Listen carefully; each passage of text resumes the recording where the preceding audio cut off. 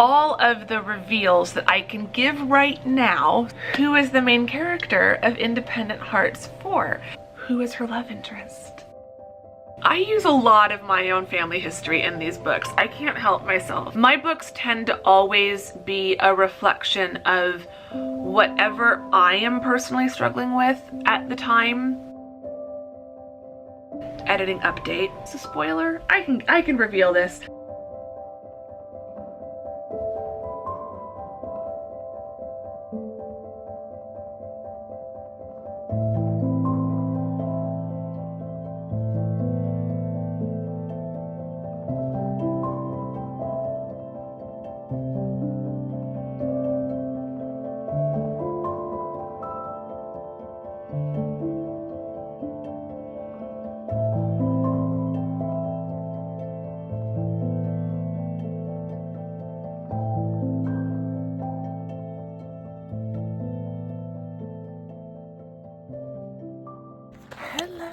Welcome to a new vlog.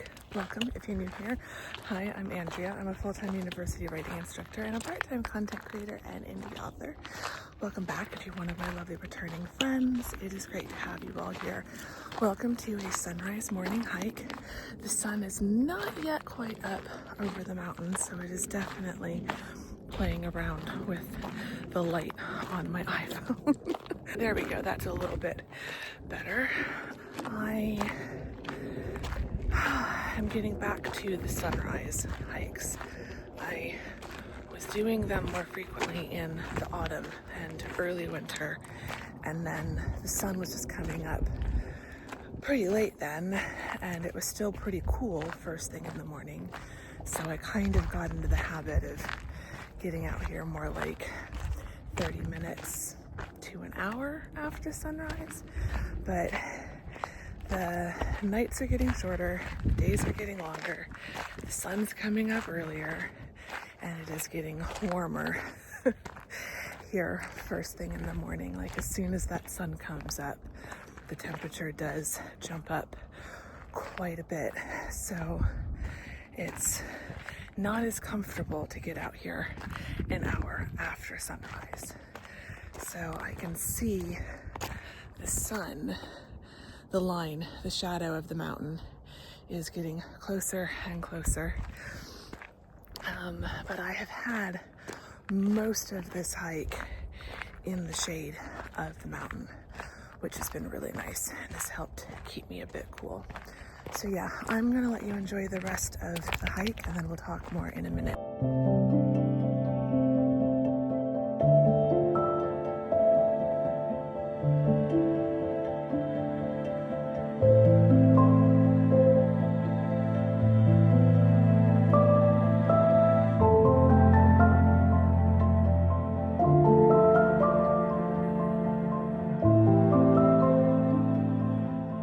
Okay, I'm home, I'm cleaned up. I meant to talk to you all in the car, but the light was not ideal because the sun was just coming up over the mountains by the time I got back to the car. Like it was full sun straight through the front window. Anyway, I'm home, I am cleaned up, I have run a few errands. Now I am home and ready to get on with my day and get on with this vlog. So this vlog gonna be a kind of editing book focused vlog. We are going to cover all of the reveals that I can give right now. So there's no title reveal and no cover reveal just yet, but we're gonna do a main character reveal. We're gonna do a love interest reveal. We're going to do a book focus, like what shop is going to be the focus of this book reveal. We're gonna do a rough plot reveal and a few other little reveals throughout this vlog. So if you are a newsletter subscriber, you got this information over a week ago in the email newsletter. So I'm going to give all the reveals that I gave in that email. Email subscribers get reveals first. So I'm going to cover all of those, but then there's a couple other things that will probably come out as well. So yeah, I'm not gonna drag this out. We are gonna drag this out throughout the vlog, but we're gonna start the reveals now. So who is the main character of Independent Hearts 4. As you know, there are 5 women in the main friend group, and I'm working my way through all of those 5 women. So there are 3 books already in the series, and I am excited to reveal that book 4 is going to be focused on Molly Hendrickson, whose family owns Hendrickson Farm outside of Olsenburg. So longtime readers or regular readers of the series might be wondering, but Andrea, the farm is outside of Olsenburg, and all of the books so far have been focused on businesses in the town of Olsenburg along the High. They're like main shopping district, the High Street, aka the High. You are right. Molly is going to open a farm shop on the High. So it's going to be focused around a kind of old-fashioned general store slash modern farm shop. The family has a farm stand out on the farm, but Molly has always wanted to expand that. It has been a long-term dream to bring the farm into town and have their products available there on the High. Now, if it was that easy, then we wouldn't have a book. So there will be some things that pop up along the way that just make things a little bit more challenging for Molly. We can't have it be too easy. This has been part of the plan from the beginning. I've known that I wanted to have a farm shop and that would be Molly's business. That was kind of in the plans from book 1. So I introduced the Hendrickson farm in book 1. You see it again in book 2. Lydia and her love interest go out to the farm to pick up some supplies because Hendrickson farm supplies food and produce and things like that to several local restaurants. The Silver Stag pub being one of them. And then I think it does get mentioned in, yes it does, Andrea, remember your own books. There's a pretty big scene that happens in Candle Shop of Wicks and Whimsy. The main characters of that book end up out at Hendrickson Farm after a particularly exciting evening. If you know, you know. So the farm has been in the background. I have been kind of slowly building out the farm in the series and trying to build out Molly a little bit in the series to kind of prepare you, especially in the last book. I try not to give too much information about each character. All of these women are very much supporting characters to whoever the main character of that particular book is. She is the focus, and they all kind of revolve around her. So I'm really excited for Molly to kind of finally step out from behind Kate and Lydia and Elise and kind of take center stage and have her kind of moment in the sun as leading lady. So I'm just, I have been falling in love with her as I've been writing her. So I really want all of you to fall in love with her, and I am loving, like, I'm totally biased because I write these books. I am creating these stories myself, so I'm making them be what I want them to be, but I am loving her farm shop. And I think a lot of you are going to love it as well. Like, I just want her farm shop to exist here in Phoenix. Like, I just want a place like this where I can go and do my grocery shopping. So it's total wish fulfillment. I want this shop to exist, so I'm just making it up as I go along in the book. So Molly and the farm shop are going to be the main focus. There will be family drama. I guess another reveal I can give you right now before I get to work is you might be wondering, who is her love interest? Eagle-eyed readers, if you were really paying attention in the Inn of Hopes and Dreams, then there might have also been some subtle hints in Candle Shop. But in the Inn of Hopes and Dreams, there is a wedding. I don't want to give too many spoilers for the books, but there is a wedding in the second book, and Molly dances with a certain someone and is seen by the others dancing with this certain someone. I'd love to know if anyone spotted that and already started putting the hints together. So I did leave some hints. Probably very subtle, maybe too subtle. I don't know, you'll have to let me know. But there aren't a whole lot of men currently on the canvas, and 3 of the men currently on the canvas are her brothers, so obviously they're out. But Andrew Andrew Morgan, local handyman, is going to be her love interest and has been her longtime crush since she was a teenager. So we're kind of going childhood crush, brother's best friend, best friend's brother, because Molly and Elise are very close and Andrew is Elise's brother. It's got all of those kinds of tropes going on and I love him. I think a big part of editing the book as I'm going through the Scrivener read through, I know I need to like work on him a bit more because I can envision him in my head and I don't think I'm doing as good of a job bringing him to life on the page as I'm doing with her. She still needs some work for you all to love her as much as I love her. I feel like there's still some bits as I'm editing her where it's like, I know what I'm doing here. I know the part of her personality I'm trying to bring out here, but I don't know that other people are going to read it the same way. They might read it in a different way than what I want. So there's things with her that I'm working on as I'm editing, but I'm just realizing that as I'm editing him, he's just not as vibrant as I want him to be. He's not as strong as I want him to be because he is total hero vibes and we need to amp that up a little bit. But I have had a crush on Andrew since the beginning of the series. So I'm really excited that after having him kind of be in the background of all the other books, he's helped out Kate at the bookshop, he's helped out Lydia at the Silver Stag Inn and Pub, he's helped out his sister with getting her candle shop started. So Andrew's been in the background of all of the other books, and it is now his turn to kind of come center stage. You're also going to get to know Molly's brothers a bit more. So her oldest brother Duncan and then her two younger brothers Connor and Grant are all going to be kind of in the mix, and you'll have to know what you think of them because they're definitely going to be future love interests. So I'll probably do more like side character reveals as we get further in and closer to the book coming out. So those will probably come. I'll probably do a like meet some of the other characters in a future newsletter. So if you want to get to know them a little bit more, make sure you are signed up to the newsletter. The link is in the description box below. But yeah, those are the two main characters. You're still going to see all your favorite existing characters. You're still going to see Kate and Lydia and Elise and Bryn. We'll talk about Bryn a little bit more later in this vlog.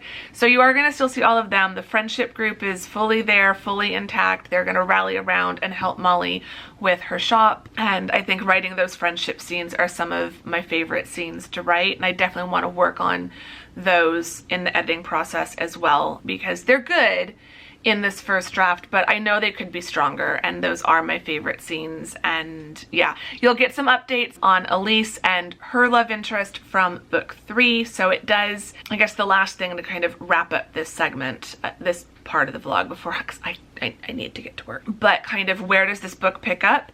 This book picks up literally like right where book 3 leaves off. So it probably picks up like a week or two after the epilogue of Candle Shop of Wicks and Whimsy.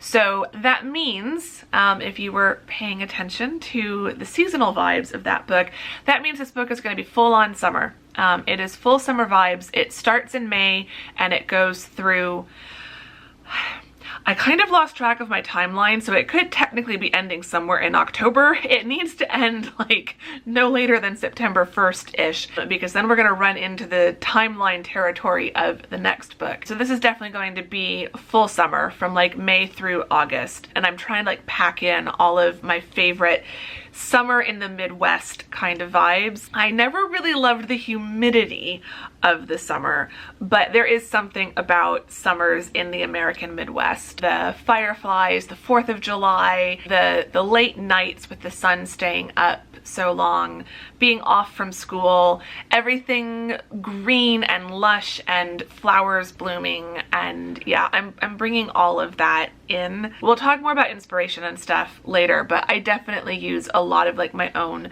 memories of living in Kansas, but then also visiting my family in Wisconsin and in the town of Mineral Point, which is one of the big inspirations of the fictional town of Olsenburg, where this book is set. I'm definitely pulling on a lot of those memories and all of those kinds of cozy but like summery. I feel like these books are super cozy, even the ones set in like spring and summer. I really want you to, whatever season you're reading them in and whatever season they're set in, I just want you to be curled up on your couch, or, you know, relaxing on a picnic blanket outside, or relaxing on your balcony or in a porch swing, or maybe just curled up in bed and just really escaping into this world.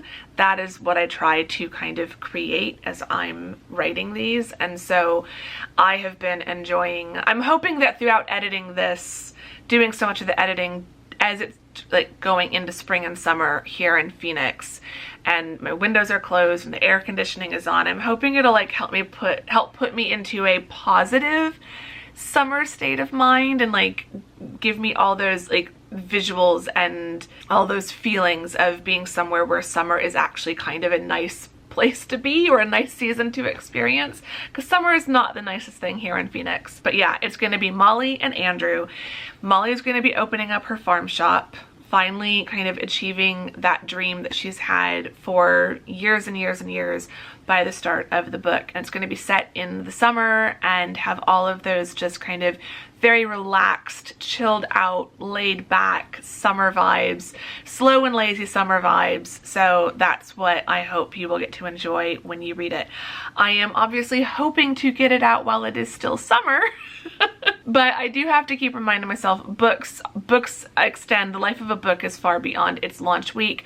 So even if this does come out technically closer to fall, we'll make it work. But yeah, that is the vibe. I have been working on the cover, so I'm trying to pack all those like summer vibes, bright colors and stuff like that into the cover. I'm really excited with how it's turning out so far. I think I'm slowly getting the color palette kind of nailed down. So yeah, anyway, I'm gonna pause the reveals for now. I need to get to work and get some work done. But if I look at that email, I'm using the email from where I did all these reveals to remind me like, what can I reveal to you all? We'll talk more about the plot and also my inspiration. And I am gonna give you a little bit of a reveal of what book 5 is going to be. So we'll talk all about all of that stuff throughout the rest of this vlog, but for now I need to stop talking and I need to get to work and I need to finish my iced latte.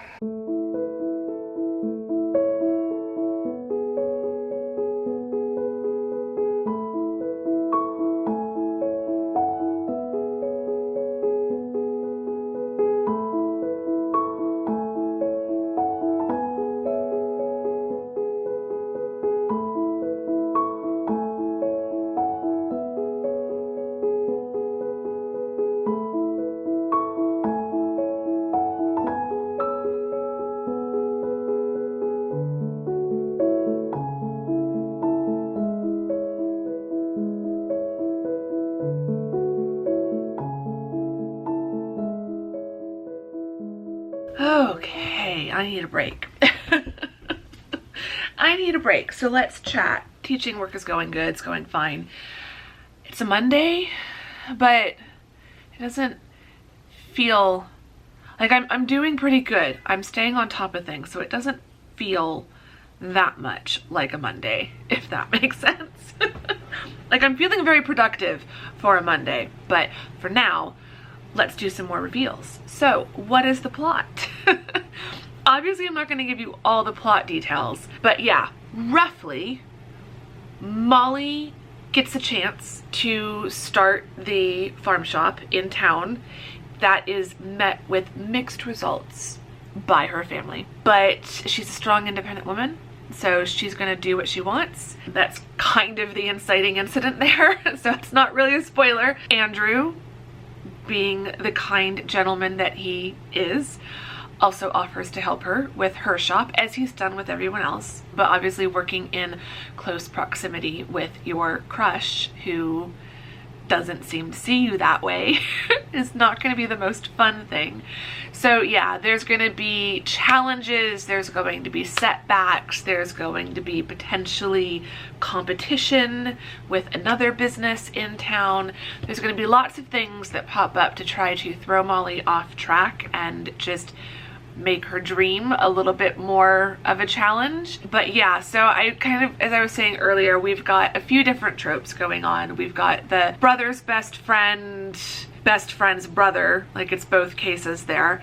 Both of those tropes apply. It's childhood crush turned adult, not that adult, it's not that kind of a book, but yeah, what happens when the guy you've had a crush on your entire life is still in your life as a 30-something-year-old, and what kind of complications can that put up in your way? So we've got kind of childhood crush trope, a little bit of second chances trope, not just with the relationship, but also with the business and with Molly's professional dreams. So yeah, there's a lot of that sort of stuff happening, which has been a lot of fun to write. I don't have like a childhood crush. Like, this is not, that part of the story is not inspired by me at all. So that has been pure fiction, pure fantasy for me. But there is a lot of me in this book, and there's a lot of my own personal history and family history in this book. So just thought maybe going over some of what has inspired me and what has inspired this story. So when I first started developing this series, I knew there were certain businesses that I really wanted to have in the series. I knew I wanted a bookshop. Like, I had to have a bookshop. I knew I wanted to have just a really cozy, old-fashioned pub and inn kind of B&B type vibes. I am obsessed with candles and scented candles and home fragrance, so I knew I wanted to have a candle shop in there. In this like fictional town that I'm developing in Olsenburg, you know, I get to decide what businesses are on that high street. And if I was designing like my perfect historic arts and crafts type town where I could go, you know, somewhere like a downtown Prescott, a Bisbee, if I could just design my perfect kind of main street, high street type commercial district, what would I want on that street? I knew I wanted to have something related to farming, because I do have a history and heritage of farming in my family. And so having a farm shop in town was my way of being able to create the Hendrickson farm outside of Olsenburg, but then bring that into the kind of high street, main street shopping vibes. Some of the things that are connected to my own family, Hendrickson is a family name. There is a lot of Norwegian in my family, so Molly is of Norwegian heritage. I've given her that backstory. She's mostly Norwegian. I'm a mix, but a good portion of my family ancestry is, like, it's the highest percentage, is Norwegian. So Severson, my last name, is Norwegian. Hendrickson is Norwegian, and there's a few other names between a lot of the characters that I'm using my own family heritage for that. So Hendrickson is a family name. My Hendrickson ancestors, I believe, were also farmers in the Wisconsin Mineral Point area, in this particular part of southern Wisconsin. So I've kind of given Molly's family part of my own ancestry in that way, which has been really fun. The Hendrickson farm, though, is actually very loosely based on my Gordon, my Scottish ancestors. So my great-grandma Leila Gordon, she was born and raised on a farm out in the, I don't know what they call it. It's like an incorporated area or something like that. It's not a full town. It has a school and a church, and I think that's kind of it, even now. And it's a little bit, it's called Waldwick, and it's a little bit outside of Mineral Point. And so out in Waldwick, there was a farm. I don't even know, I don't think there's even a farmhouse. I think it's been sold. I think it's just land now. I don't think the farmhouse is still there, which is really, really sad. It was there the last time I visited, back in like 2005 or something like that. Years and years and years ago, when my great-grandmother was still alive, my family took a trip out to see her, and we drove out to the old Gordon farm. And we didn't drive all the way up to the driveway, but I could see there was a house still and some barns, and she was pointing out, like, that's the original house and that's one of the original barns. And so it's sad to think that that's probably all gone.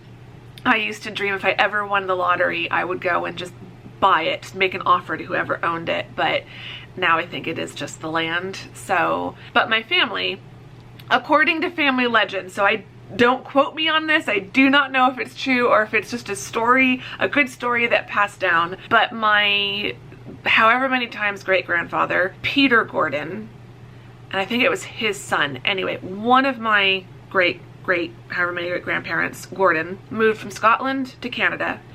And he then eventually moved back to Scotland, which is really interesting. But his son moved from Canada down to Wisconsin, and legend has it that he won some Wisconsin farmland in a card game up in Canada in 1827 and moved down to Wisconsin, and the family has been in Wisconsin ever since. So that's apparently how that branch of the family got into farming in Wisconsin. I have used that story in the book. I don't know if I used it in this book. I probably need to like bring it up, but I think it got mentioned in book 1 or book 2. So my Scottish ancestors have farmed in this part of Wisconsin from around the 1820s until the 1970s.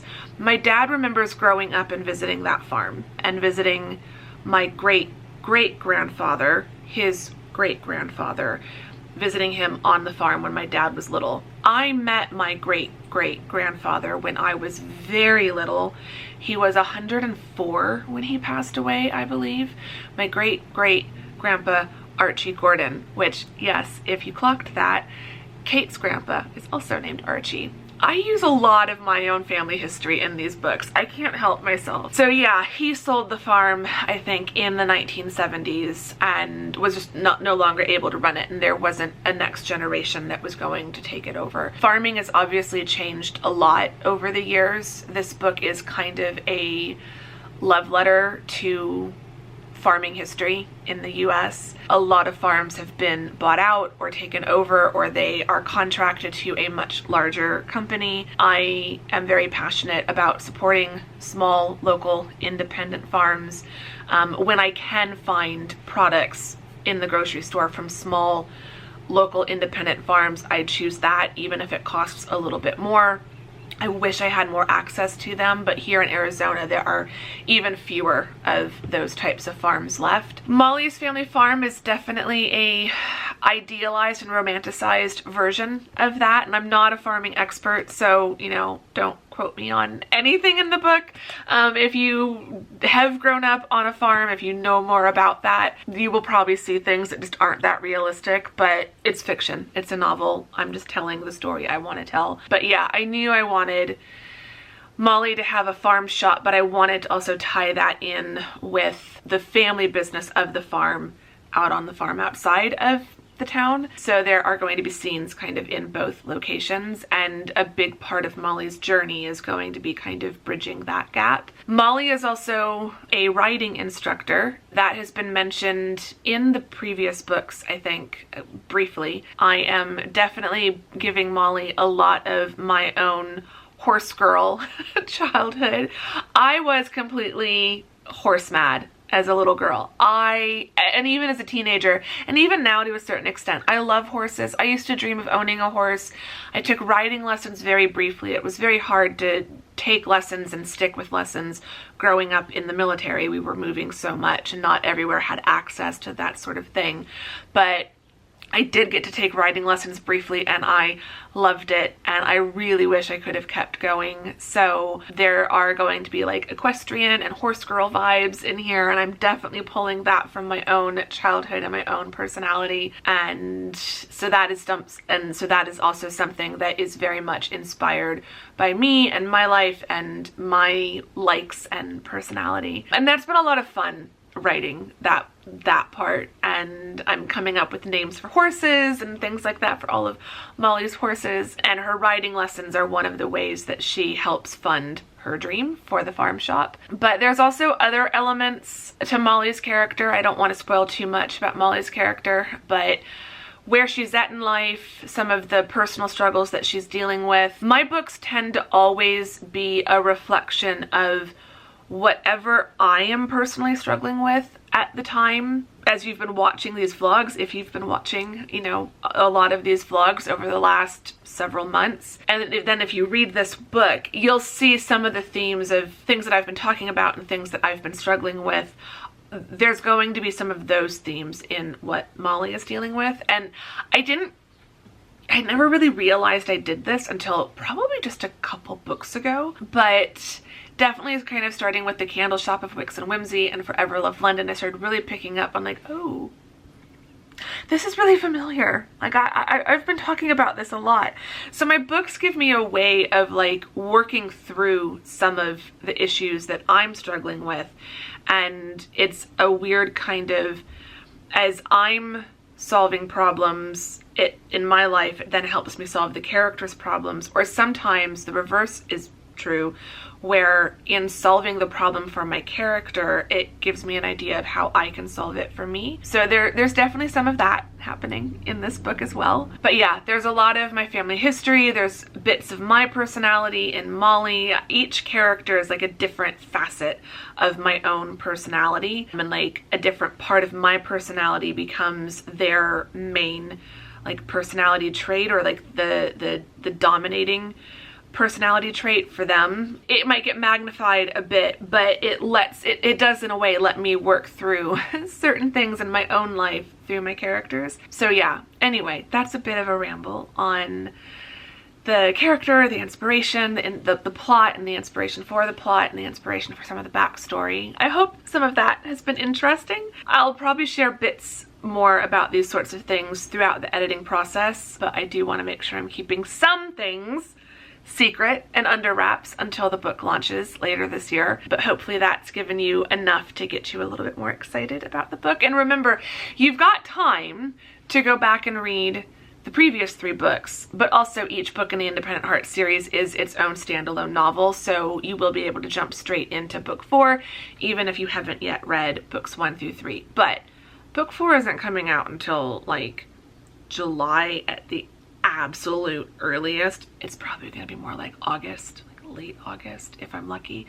So you've got time. You could start reading the first 3 books if you wanted to. If any of this has sounded good, I think you would like the first 3 books if you haven't read them yet. But yeah, I need to get back to work. I've got a few more work tasks and probably some more grading and bits that will have popped up since the last time I checked. So I'm going to get back to work on teaching work, but then once I'm done, we can talk more about Independent Hearts 4, and we can chat more about some reveals for book 4, possibly hints for book 5, and I can give you the full editing update on where we are at with the draft.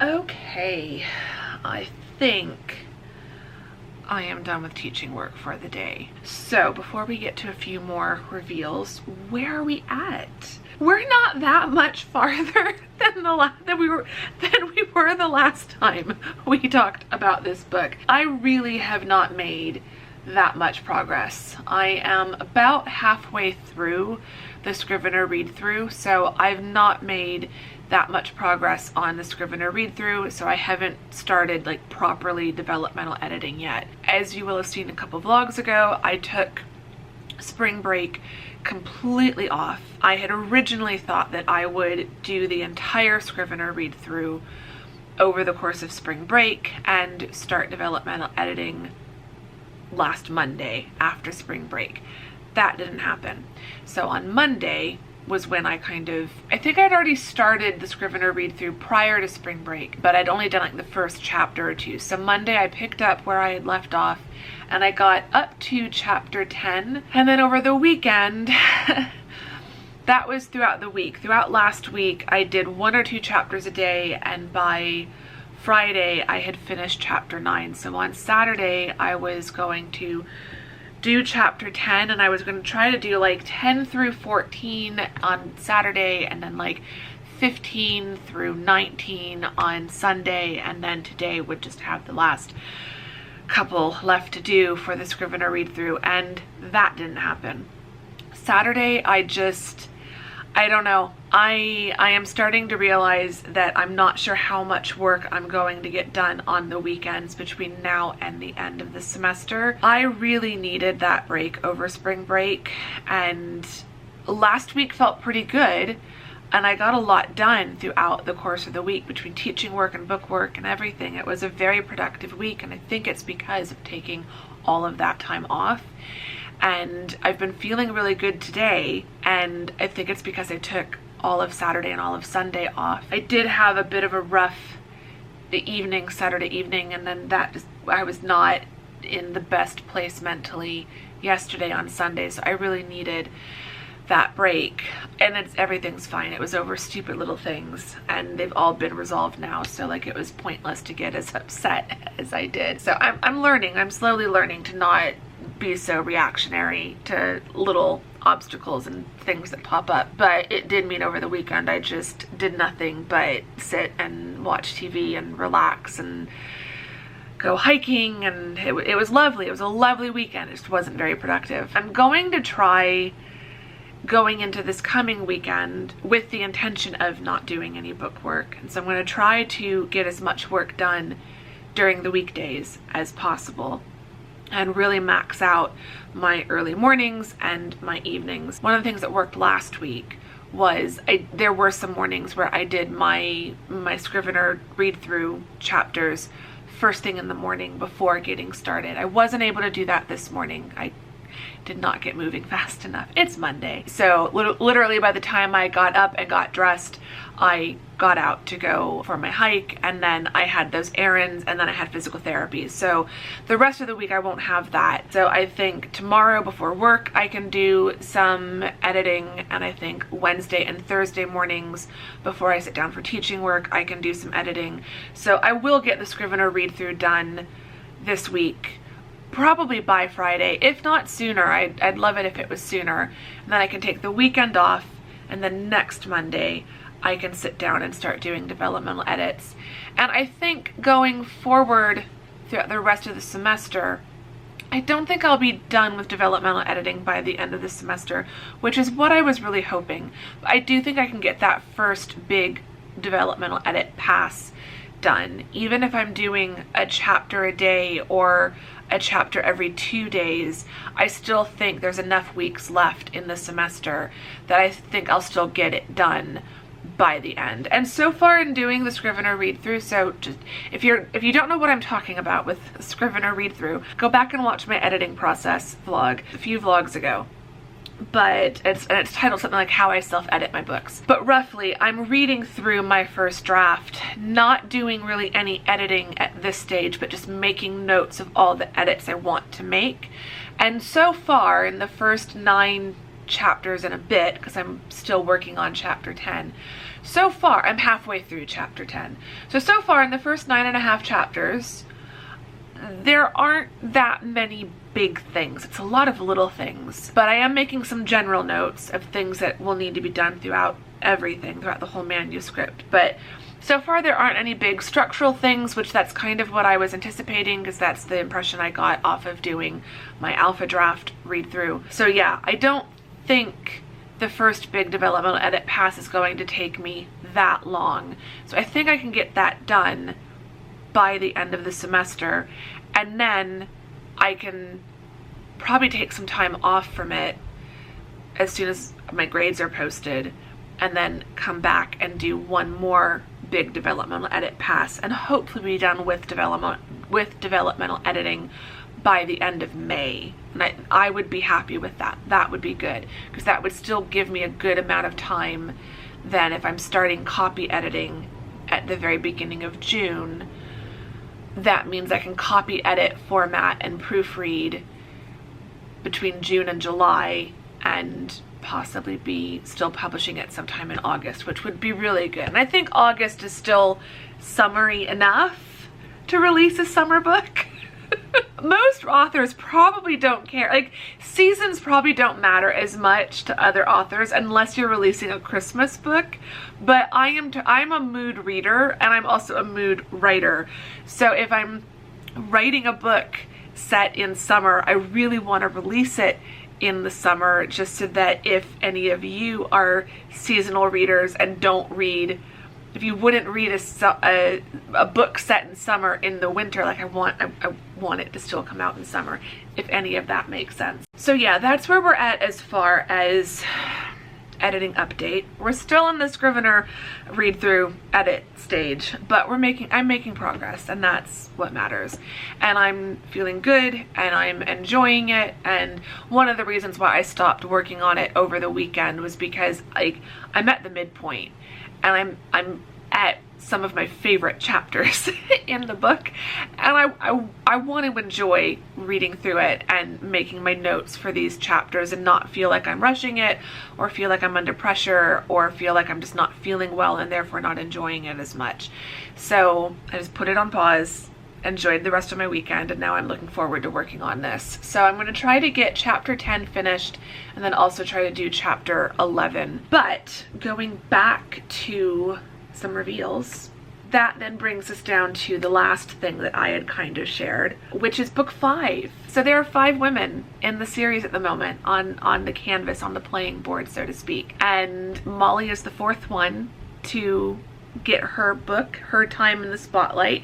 So that just leaves 1 left. So by process of elimination, I'm not going to drag it out and make you guess over the next several months, or, you know, do this all again. We'll do a version of this, but there's really no guessing game left. There is 1 character left of these first 5 characters for the first 5 books. So book 5 is going to be Bryn and her pottery shop. And I don't want to say I'm saving the best for last, because I love each of these businesses, and there's a reason why I chose each of these businesses. But Bryn has been the slowest to reveal herself to me. I feel like I had a pretty good idea of like, Kate just kind of sprang to mind fully formed along with this whole series for Bookshop of Possibilities. And then Lydia was kind of the main character of the secondary characters in book 1. Lydia was kind of a very natural choice for the second book, because I really understood her character right away. I'm sorry, I know I keep looking up. It's because all of the proof copies are right here. So I keep them right there beside me so that I can remind myself visually of how far I've come with my writing. It's nice to kind of look up and see them there, but then also it helps me remember all the titles, because I do blank every now and then. What's the title of this book? But yeah, I don't mean to not be looking at you all. I just keep getting distracted by my own books. But yeah, so in Of Hopes and Dreams, I had a pretty strong idea of what Lydia's character was, and so that was a natural choice for book 2. And then I really wanted to dive into the candle shop. I kind of knew that Elise would be book 3, and we'd move on to the candle shop for the 3rd book. And Molly, of the 2 remaining, Molly and Bryn, I just was being more drawn towards Molly. I have ideas for Bryn's story. Bryn's character has been developed a little bit more. She was a fairly central part in book 3. She continues to be a central part in book 4. She's very good friends with Molly, and also, is this a spoiler? I can reveal this. Molly's farm shop is right next door to Bryn's pottery shop, so they're also business neighbors as well as friends. So Bryn will be a big part of book 4. So throughout all these books, she's just been developing more and more, and it's time. I will be ready when it's time to work on her book. Like, I'm already getting some really good ideas for her story, and I'm jotting those down in a separate section of Scrivener so that they're there when I'm ready for them. But I can't wait to tell her story. So Bryn will be next. Bryn will be the 5th book, but because I alternate series, we'll be doing, so Molly's book will come out sometime this year, and then book 5 of Across the Pond, my London series, will come out sometime next year, which means Bryn's book will come out sometime in 2027. So Independent Hearts will be this year, 2025. We'll switch back to Across the Pond for 2026, and then we'll switch back again to Independent Hearts for 2027. Things could change. Something could happen in 2026 throughout the rest of this year and then throughout part of next year where I'm able to get 2 books out next year. I'm not holding my breath. You shouldn't either. But at the latest, you can expect Bryn's story sometime in 2027. And I'm not going to give too many more spoilers than that, except to say if you think that by revealing Bryn is book 5, we are now out of things to reveal and secrets that I am keeping about the series, you would be mistaken. There will be a book 6 of Independent Hearts, and I already have it in mind. I know what it's going to be. There will be some hints at it in book 4 and then more hints in book 5. In book 5, I will probably also start laying some groundwork for book 7. Independent Hearts is just going to continue going on as long as you all want to read it and as long as I feel like writing it, which really is as long as you want to read it, because I've got ideas for so many more shops that I want to do. I know that I want to do like a knitting shop. I know I want to do a bakery. Those will not be the ideas for book 6 though. Book 6 is something different, and some of you might guess it, but I'm not going to say right now. So I've got so many ideas. So Independent Hearts can just keep going indefinitely. The high street, as I've envisioned it, probably could accommodate at least 20 businesses on the high street. But then Miners Row meets it at the top, and that's where the Silver Stag is, and I could probably fit another 15 businesses or so on either end of Miners Row. So when it comes to the like central commercial district of the fictional town of Olsenburg, there's lots of room. So this series can just keep going pretty much indefinitely. So we're not even close to done. We are just beginning. It's the Andrea literary universe, similar to the Marvel cinematic universe. It's my literary universe. We're nearing the end of phase 1, but we've got more phases to come. It's kind of the same thing with the Across the Pond series. Phase 1 was kind of Eleanor's story in the first 3 books. Now we're in phase 2 with Eleanor's friends, and it's just going to keep going. I've got ideas for that series going at least through, I know there's book 5, 6, and 7, but there could also be an 8 and a 9. And I'm sure I could come with a 10, just so we could have at least 10 in that series. So yeah, so there's some spoilers, and so there's some hints and some reveals for the future of the Independent Hearts series. For now, we need to get working on the series and get this book edited so that you have something to read. Do some editing and try to get through chapter 10 and then also get chapter 11 finished. Chapter 12 would be great if I could do that as well today, but I'm not going to hold my breath. So we will just have to see how far I get.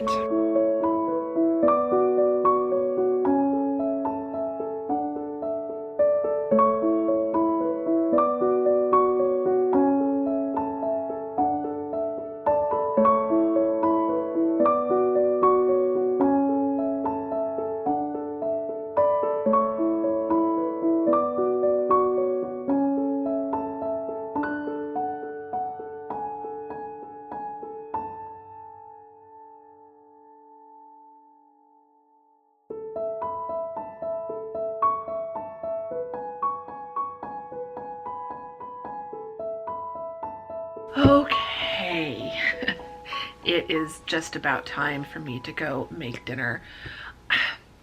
It's staying light out so much later now. And I'm of two minds of that. On the one hand, I do like that, like, I still have daylight at the end of the workday and I'm not like doing bookwork as the sun is setting. On the other hand, I do like having the sunset as like my marker of you should be done working by now. So I find that when the sun is up really late, we're not quite to this point yet, it makes it harder for me to stop at a reasonable time. It's not that late yet, so I'm still stopping at a good time, but I need to stop so I can mark off the last task on my task list to edit Independent Hearts 4. I ended up getting 3 chapters done. I finished chapter 10 and I did chapter 11 end chapter 12. 11 ended up being like just under 3,000 words, so it really wasn't that long. So I got through that one really quick, kind of saw the time and realized I felt like I could get one more chapter done.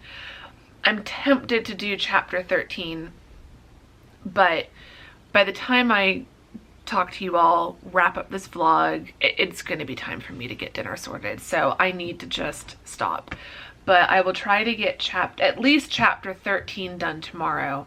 I think I can get at least one chapter read tomorrow before work. The notes are still kind of going in the same direction. There's not much that are that big. Every few chapters I'll have some like general notes that I mark down that are going to go in a different section of my editing notes for the first developmental edit pass. There are some notes and comments that are just like, fix this sentence, or look up, you know, is this correct? Like, when did plate glass windows start to be used?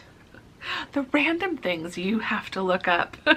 The random searches, the random internet searches you do. I'd love to know from other readers, what is the most random internet search that you've ever done for the sake of your writing? Because there have been some random ones for me.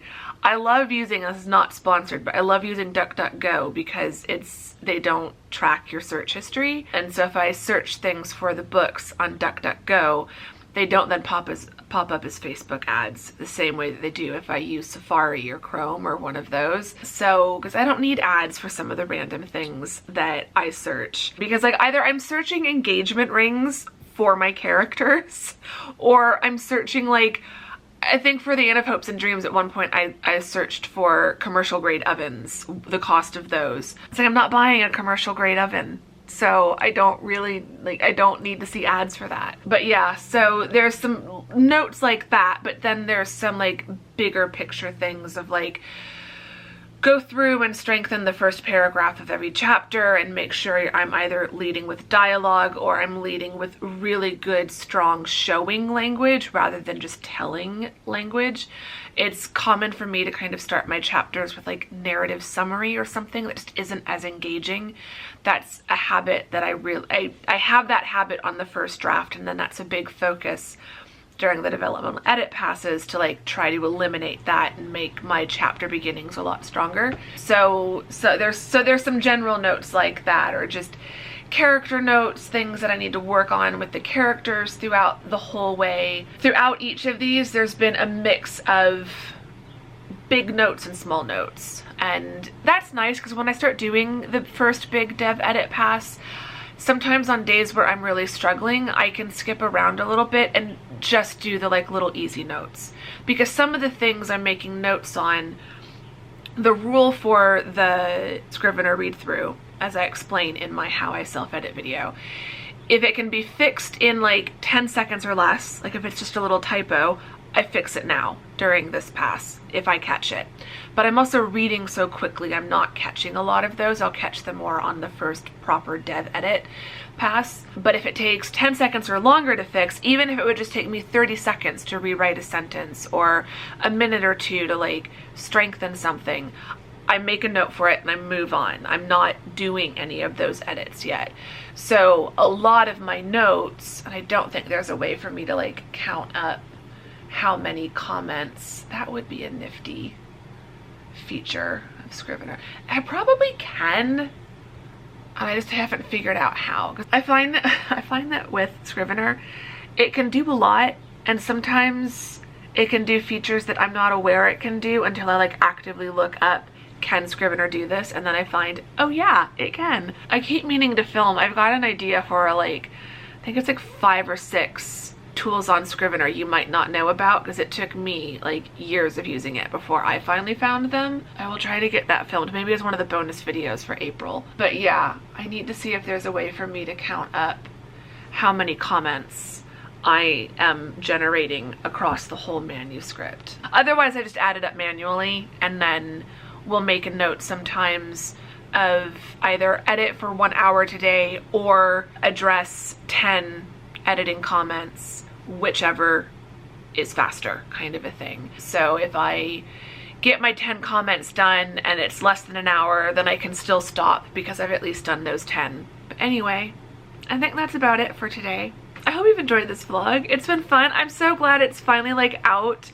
I have a rough title idea. I haven't decided on it. I haven't finalized it yet. I need to run it by some people and get their feedback on it.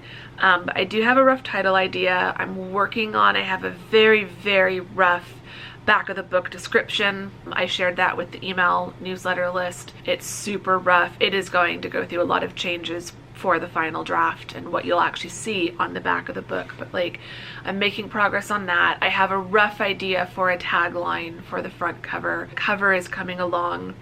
I think I'm finally like narrowing down the overall color palette. I need to export a copy of it and of what I've got so far and put it up next to the first 3 books. I've got a screenshot of the first 3 books all in a row. So I need to like add them all together and see what they all look like together and just make sure the color scheme isn't too off from the other ones. Still working on that, but we're getting there. So it's coming along, slowly but surely. It's coming along. Anyway, enough rambling, enough waffling. I hope you've enjoyed this vlog. If you did, give it a thumbs up. Subscribe if you're not subscribed. I'd really appreciate that. In the comments, you can leave me some farming related emojis that to signify Molly and the Hendrickson farm and her farm shop, and to let me know which one of you lovely people have made it all the way to the end of this vlog. Also in the comments, you can let me know, writers, what was your most random internet search in the quest of writing your book. I would love to know any that you're willing to admit. I just think the things that we search as authors, just they crack me up. So I'd love to know that. Let me know if you were excited about Molly and book 4. Let me know if you'd guessed it was going to be Molly. There have been some very like subtle hints in some of the vlogs, so yeah, I'd like to know. And yeah, we can just chat Molly and farming and all of those sorts of things in book 4, and Bryn and the pottery shop for book 5. You got all the reveals in today's vlog, so I hope you've enjoyed that. On your way down to the comments, you can also pause ever so slightly to click that like button and that subscribe button if you are not subscribed, and to open up the description box and sign up for my email newsletter if you are not subscribed, so that you get these kinds of reveals sometimes a week or more ahead of YouTube, because I do those not as in advance as I tend to film. And you can also find links to all of my books if you want to get started on the first 3 books in this series, and I would really appreciate all of that. And then yeah, let's chat down in the comments. I will meet you down there and we can just chat all things books and writing and whatever else you feel like talking about. So I will see you down there, and then I will also see you very soon in the next vlog. Thank you very much for watching this one. Bye!